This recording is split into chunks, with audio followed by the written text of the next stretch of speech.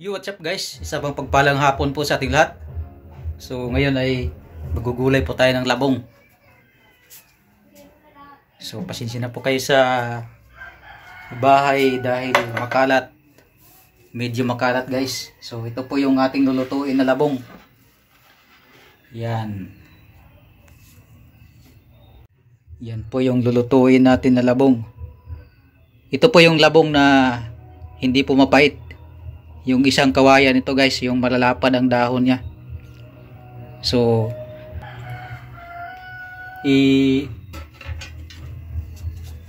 dito natin yan iraraspa. Yan. Para maliliit yung kanyang, para pinong-pino siya guys. So stay tuned na kayo guys at magkakape muna tayo. Yan, nagpapainit ako ng tubig. Tapos meron ako ditong yan, isang kaldero na, isang kaserola pala na saging na hinog na nilaga. So magkape muna tayo guys. Ayan guys, ito na nga at tapos na natin gadgarin yung ating labong. Di na natin isinama tong mga matigas na to kay patong na. Pwede na igsalog. Matigha na. Hindi nga patong. Pwede naman natin sa basurahan.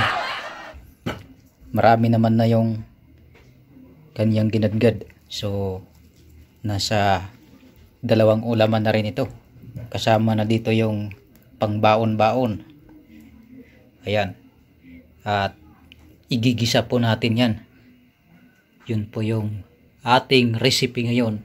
Labong na ginisa. Masarap sana kung lalagyan natin ng gata. Kaso wala tayong gata. Kaya gigisahin lang muna natin. Ayan. Nagpakita na kagad si Dato Puti.